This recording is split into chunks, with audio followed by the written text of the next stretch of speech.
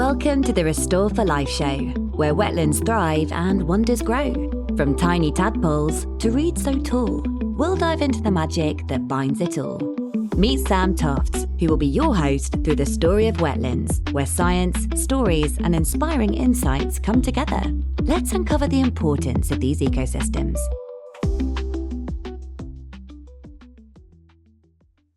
Hello and welcome back to the Restore for Life podcast. In today's episode, we will focus on wetland and river restoration from the point of view of one of the most prominent conservation organisations, WWF.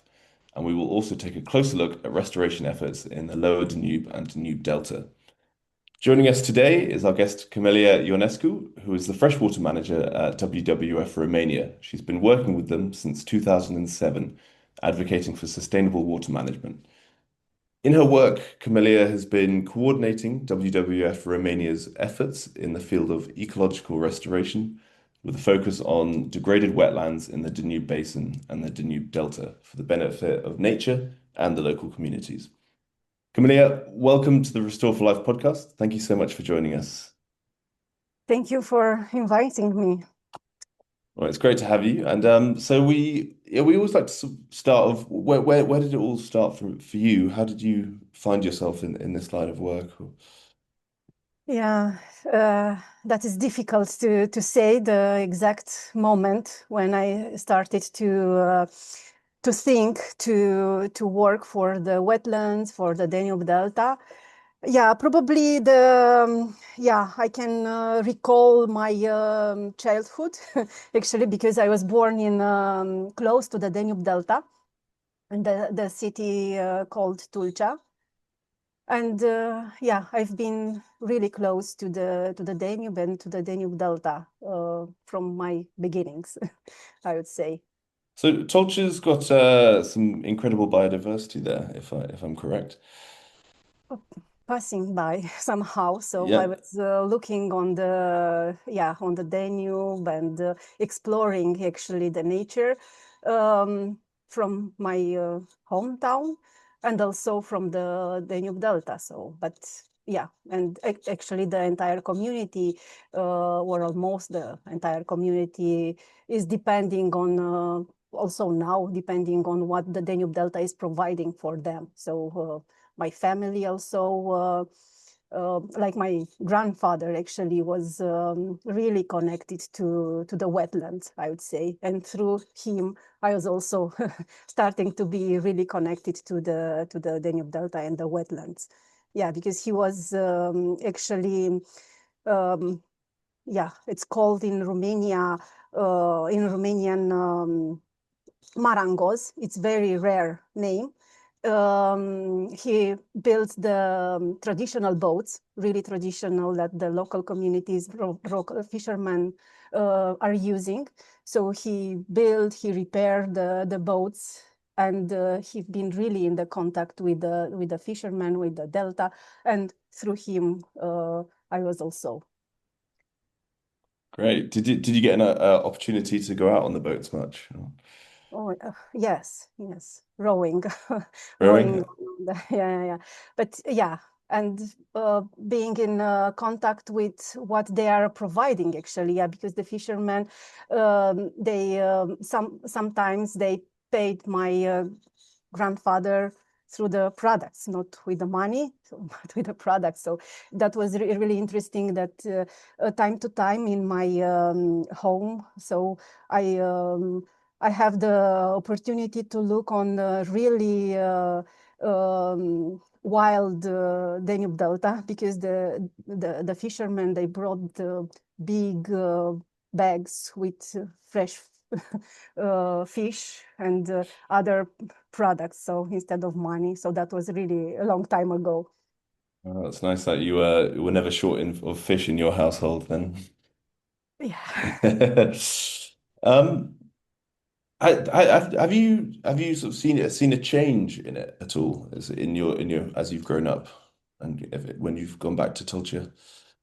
Yeah, for sure. So if I have to compare those big bags with the fish from more than 40 years ago, I would say, and for today, so the biodiversity decreased a lot. So at that time, I was looking for the small fish, rare fish, but probably right now it's something that it's not even exist in the catch of the fishermen.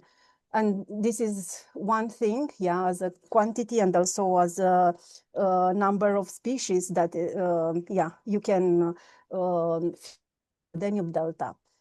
And one another important change actually that it's really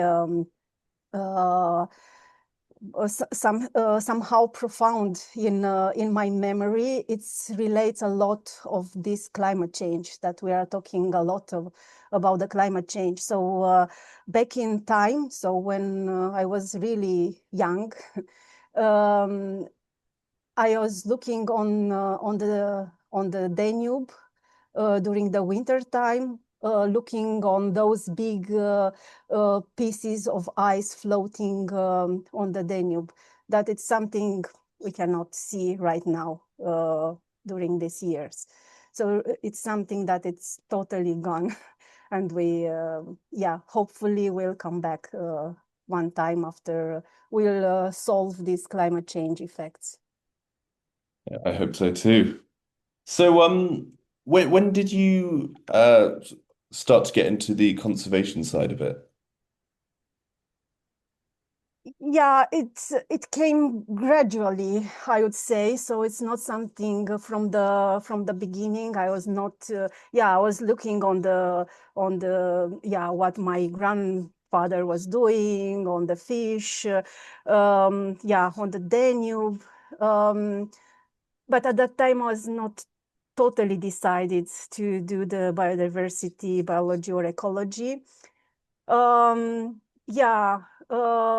was witnessing also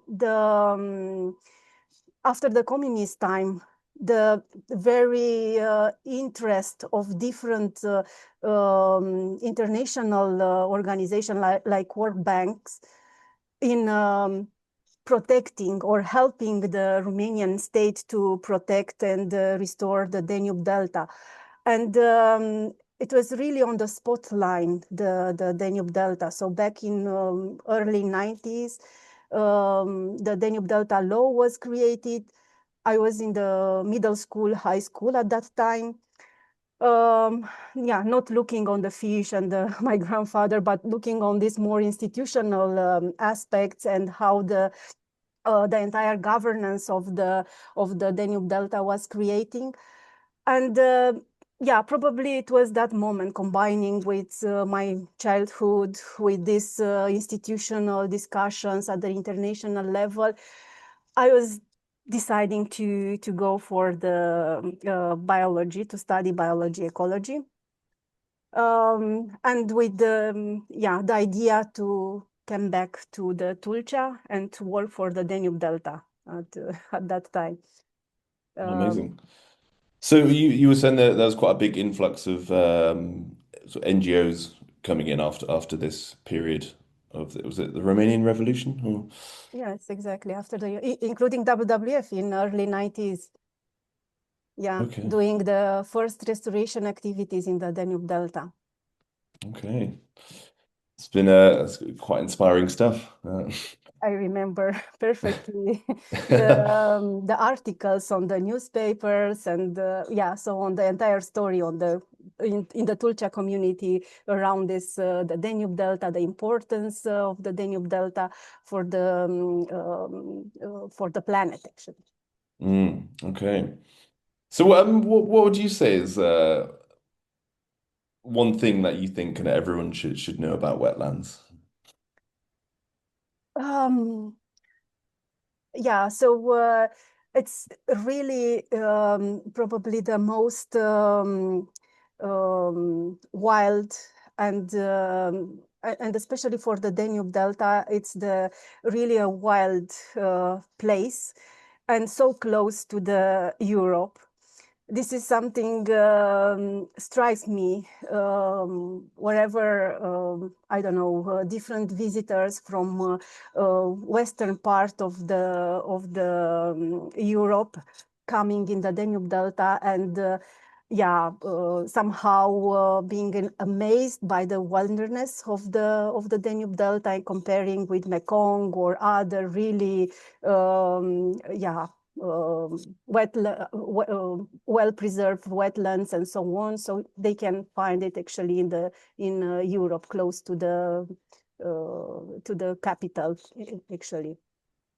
Yes, it's funny that because I think some people expect that you need to go to the Amazon in order to get to that level of wildness, but I think in reality it's actually a lot closer than we think, right? Yes, actually, in 4 hours from Bucharest, you can reach 4 or 5 hours. I would say you can reach this part of the of Europe, very wild, and with a lot of biodiversity with the birds and the special communities with a special tradition, local traditions. Mm. So, what would you say are some of the biggest challenges that these wetlands are facing at the moment? You mean in general or for the Danube Delta? Well, let's keep it with the Danube, yes. With the Danube, yeah. There is a lot of challenges, and probably the part of the governance, it's the most challenges one, considering also the effects of the climate change, because it's a new threat. We don't know how to deal with that, and we have to adapt to decide quickly on different measures of different activities, and this is not happening right now. So this is probably the most challenges part of the managing the Danube Delta, so the challenges of the wetland. Of course, the other more historical one I can mention also, because still we have kind of intensive agriculture in the Danube Delta without providing benefits to the local communities, which should be changed actually. And the local communities, the people, they know that, and they ask for this type of change. So to restore the wetlands and for their prosperity. So, in your line of work, you tend to work a lot with these local communities in your restoration efforts. Is that right? Yes, indeed. So actually, all the restoration should take place with in cooperation with the people, with the local people, with the local communities, with the authorities. Yeah, because they have to care their places. So we have some examples, good examples, together with the communities, to design the restoration, to design the management of the restoration, and to work together, fight together for the wetland. So in 2023, actually, we did kind of a survey in the Danube Delta, and it was really amazing that more than or around 90% from the local population, they want to have wetlands, they want to have wetland restored for their benefit and also the nature conservation. Were these all people who live in communities sort of that interact a lot with the Danube? Oh. Yes, exactly, because they fish there, so they are doing the tourism there, and not they are not depending on the agriculture at all. So for them, the Danube Delta, the wetlands and what the wetlands are providing, is actually their day-to-day life. So would you say that it's the first step in any kind of restoration plan would be to speak with the local communities and find out what they want and need, I guess. Yes, and right now they are coming to us actually. So we are proud of this change in approach. So this is really, I would say, an successful indicator, to that the communities, the people are really to help them in restoring the wetlands. And together with them, we discussed about how to do it, what are the steps, and so on. Well, it's great to hear that the message is getting out to people. What have you got any examples of any projects you've been working on recently? Any nice success stories? Yes. Besides this, what's happening in the Danube Delta, and the local communities are coming to us, and we are trying to help them in setting the steps to prepare the restoration project. So this is the case in Mahmudia or Chilia Veche, but also we have along the Danube, so in the upstream. Other restoration projects. I would mention 𝙎𝙤𝙘𝙞𝙖, which is an area close to the Iron Gates, around 100 kilometers downstream from the Iron Gates. And together with with the local community, but also with the companies, so small enterprises working on the fishery, we managed to implement a restoration project. It was fish pond, and we did different hydrotechnical works on that, just to enlarge the water surface and to create more space for other species, biodiversity, aquatic species on that. This project was financed by Coca-Cola Foundation, and it was finalized around 3 years ago. Okay, how do you describe the feeling of seeing the impact of your work, kind of? So after so many years working on this and preparing, because it's the restoration projects are not so easy. So it took around 10 years. But finally, you can see the benefits. You can see the people being happy on using the wetlands, like doing the bird watching or doing different small activities, or even enjoying the area, the restored area. So actually to transform from the agricultural area into wetlands, with it's really rewarding to see the people and also the biodiversity.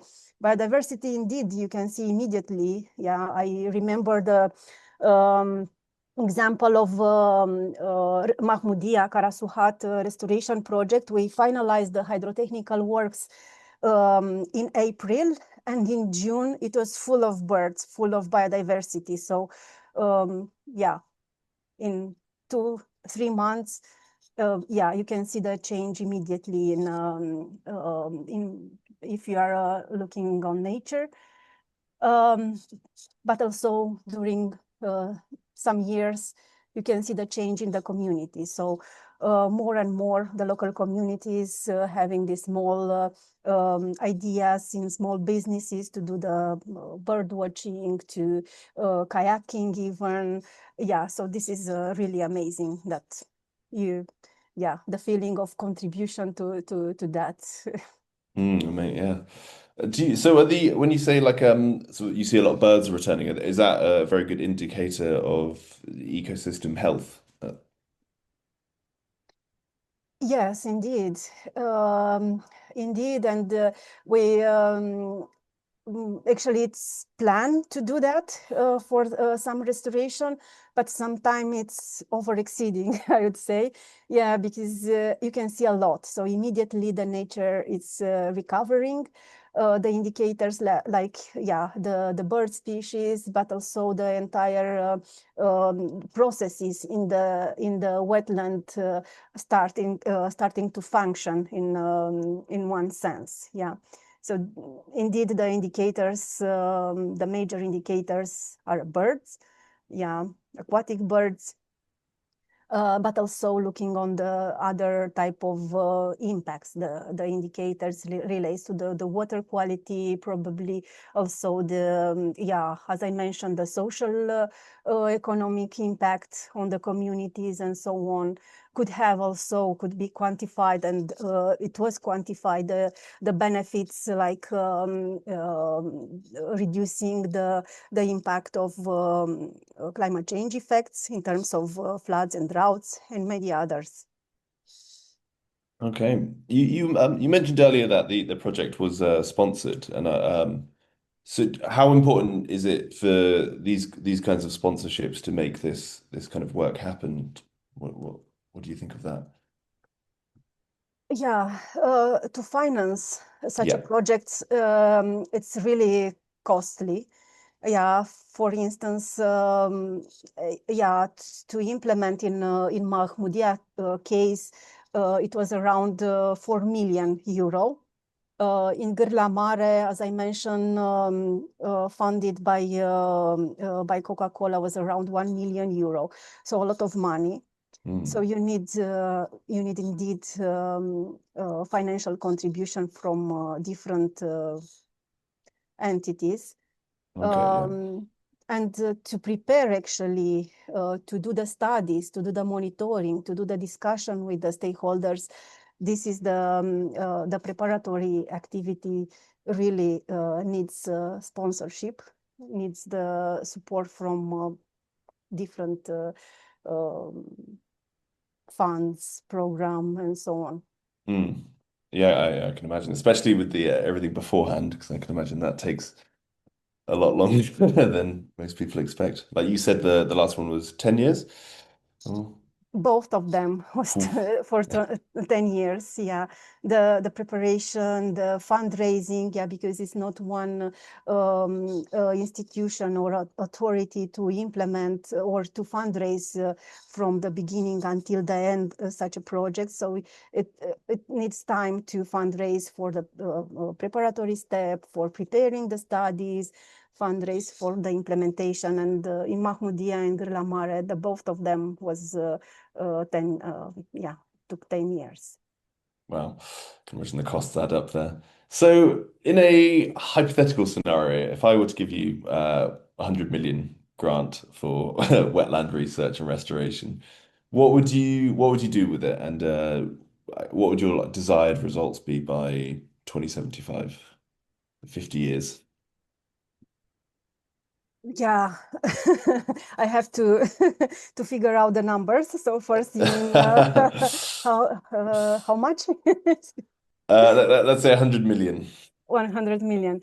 Okay, so I have to split, like a unit of what we already done as a project. So for I mentioned 4 million for 𝙎𝙤𝙘𝙖𝙀, 1 million for 𝙎𝙤𝙘𝙀.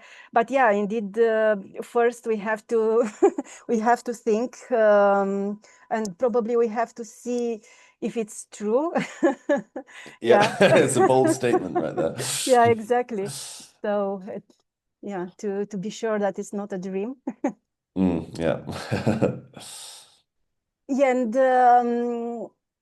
we have to prepare, and probably we have to prepare ourselves because to spend those money is possible on the restoration because the potential exists in the on the areas where we work. So in the Danube Delta, in the Danube and along the Danube, but probably first we have to sit down, to relax, to go in the mountains to recover or to restore ourselves with the colleagues and with the partners, and to be prepared for the restoration.